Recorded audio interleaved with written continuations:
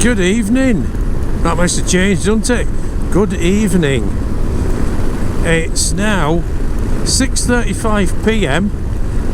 Clocks have altered and we've got beautiful, beautiful evening. So I thought, why not? Let's go and get a bit of a ride in. So I've come and picked the bike up and we're having the first evening ride of the year, which is absolutely brilliant. Little pheasant there, trying to get out of the way. So I wanted to come out and do a bit of a ride to give you a little bit of good news. I've heard from the dealer about my classic 350. So what they've managed to do is they have sourced the ignition switch, which has got the steering lock barrel to it as well. They've managed to source that from Hitchcock's. Unfortunately, it also needs the bottom yoke, which Hitchcock's didn't have, and a clutch lever, which they didn't have. So they've been on to Royal Enfield, and Royal Enfield has agreed to ship them over from India. So they should be on the way. Now, I spoke to them on Saturday, just gone. It's now, what day is it today? Tuesday. And they said it could be 1 to 2 weeks, but not to quote, because they've not had any deliveries come over yet from India to their own distribution centre. So at least I know though that something is happening, and that shortly we should be getting the classic 350 back. Until then, I'm out on the mighty BMW. So I need a bit of help, folks. I've got too many bikes. I've got this one, the R1150 RT. I've got a Honda ST1100 Pan-European. I've got a GN 125 that I had from my training school days. A GZ 125 Marauder with the factory fitted luggage. I got a perpetual restoration bike, which is a Yamaha 535 Virago. That one I keep getting sorted out, and then next thing I know I'll leave it for a few years and then I'll have to start all over again with that. And then I've got a Royal Enfield 350 Bullet that was made for the Indian home market, and it's got a sidecar on. Now, the history of that bike is that a guy was working in India, he saw it and bought it, rode it to work in India and around touring, and then he decided that he would bring it home with him. So there's a shed load of documentation and paperwork and imports and stuff, and then he decided to sell it. And when he sold it, another guy bought it who put a sidecar on to use for his wedding transport. So when that chap had got married, his wife was a vet, and they got a chance of a different job for her, but they didn't have anywhere to keep the bikes. So he had to get rid of something, and he put it up for sale. I went up, had a look at it, and thought, yep, I want that. So I bought it. This is about 7 years ago. And you will be seeing it make an appearance later on this year. At the moment there's no MOT on that one either, so I need to sort that. The Honda ST11, that needs an MOT, but I checked it round and I think it'll probably go through. At the most it's going to need a back tyre and a battery, but that's definitely got to go. It's just too heavy for me now, and I don't know whether to get rid of this or keep it, and that's my dilemma. So what would you do? Drop us a comment. I'm actually anchoring after a proper classic, you know, the sort with the black number plate. I'd really like one of those. So give me some advice, see what you would do. I think it makes it worse that if somebody, I'm probably easy in some respects, if somebody came to me and said, I'll give you 900 or £1,000 for the Honda, it will be gone. And if somebody offered me around about, I don't know, with all the touring kit on this, the inner pannier bags and stuff, if they offer me 225, I think that'd be yes, thank you very much. And then I'd go and get myself the proper classic. And then I would have my classic 350, my classic, and then the Bullet 350 with the sidecar on. Which, yes, it is slow, but if ever you've ridden with the sidecar, anything moving is fast enough. But it's just good fun. So, a nice dilemma to have, but a dilemma all the same. So something else that's surprised me in a lot of ways is how well the couple of videos have been received about why we drive on the left, and then the follow-up to that, which is a question about white lines. And I've been thinking for a while that should I do some, you know, advice videos, riding tips sort of things. As some of you will already know, I've been involved for 4 to 6 years in rider training. I've trained people from never being on a bike before, through to get the CBTs when that came in, and then up through test. I've also done a lot of advanced training with people. I got a BTEC and an MVQ in advanced rider training. So in one of my previous jobs, I worked on ambulance, so I'm also blue light qualified as well. So a lot of advanced experience, a lot of learner experience, and the idea I had was to do a few training videos, or advice videos really, rather than training. And the format would be to look at different aspects of the ride. So we'll be looking at machine control, observations, planning, cornering, overtakes, night riding, filtering, different aspects of biking, and each one break it down into one video. So there'll be one video for each topic, and then it would gradually build into a bit of a library, if you like. Now these will be occasional videos, they won't be coming on all the time. There'll be occasional videos, and any other riding aspects that you wanted to have a look at. So again, question for you: do you think it's a good idea? Would you be interested in it? Leave us a comment. Either way, either yes, we think it's good, we'd like it, or no, you know, don't even bother wasting your time doing it because we're not interested. We will still be getting the ride outs, the history videos and bits and pieces like that, but it's just something else, a bit of different, catering for, you know, everybody really, and anybody who needs to know. So drop us a line, just put it in comments below. Oh, look at these daffodils out at the side of the road. What a beautiful evening. Still a little bit on chilly side because it's only 4th of April, but yeah,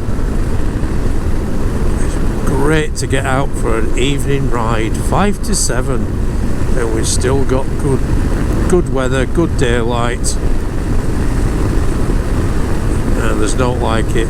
Hard day at work, being out doing all teaching and stuff, and then total chill out time. It's brilliant. Another rider doing the same thing. I've got a nod out of him as well. There you go. Cracking little road is this. I used to use this when I was doing the direct access training. It's in Barnsley, which is where I had my training school. If you look at the road surface, it's quite rutted, drops off, you've got adverse cambers, tight bends, blind bends, there's a bit of everything just thrown in, and it really is lovely. Look at that long sweeper there.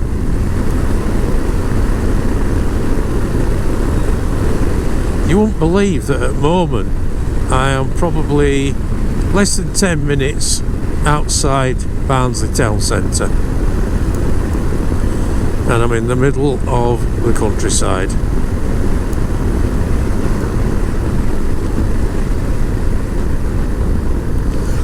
So this is where I had my training school, in Barnsley. I don't live in Barnsley, I live over at Leeds way, just outside Leeds. But I've still got, majority of my bikes are over here in my workshop and my woodworking stuff, so it's a nice little bowl tool for me. Cost me a fortune, like, but you can't have everything, can you? Well, it's worth it just to be able to get out and have these roads within 10-15 minutes getting on the bike.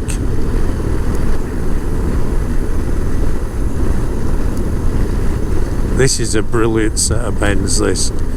So you go into the first one, and then the second one's ready to catch you out if you're going too quick. As you come out of this, it drops downhill into another tight one. Like that. We get in. You can see farm up here, so we used to call this, because you get cows were going across that milking parlour, so we used to call this bit here by a certain name.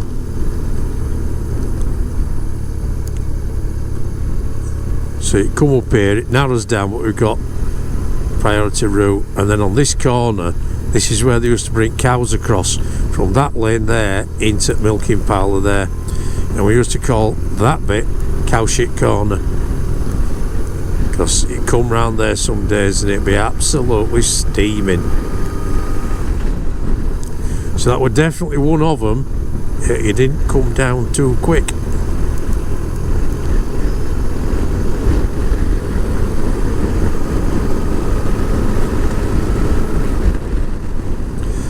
Just past a pub back there, they called the Dunkirk. I wonder why it were called the Dunkirk. I must try and find that out.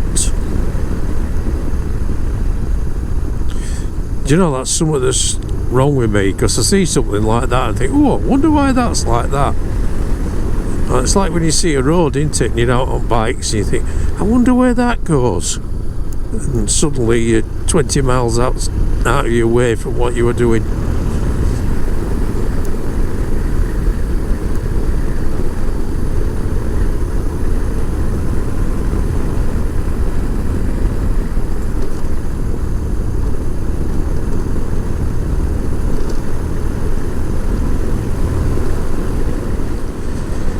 A massive wind farm, all nicely turning on the propellers.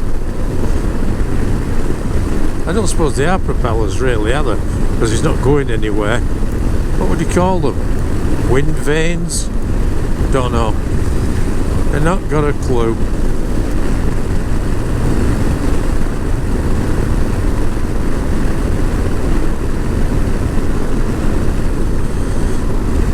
Tell you one thing, the engine braking on this bike is absolutely phenomenal.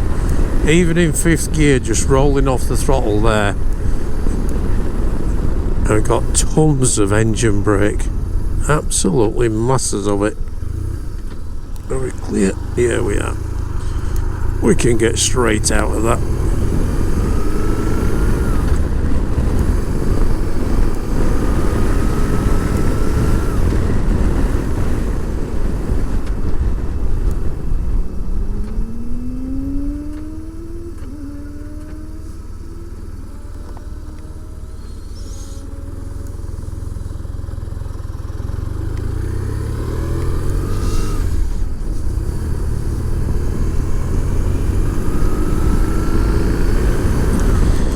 So this now is a lovely section of road. It's nice and wide, we've got sweeping bends on it,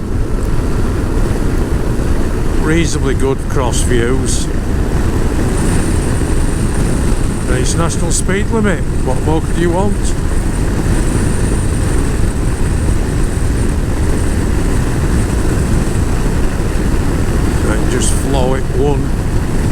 bend into the next.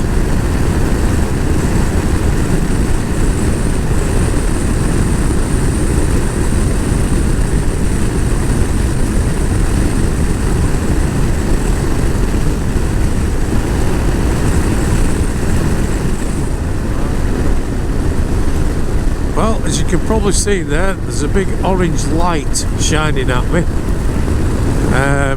I filled up with fuel. That's my fuel warning light to tell me I've got 1 bar left. I filled up when I went out on it last.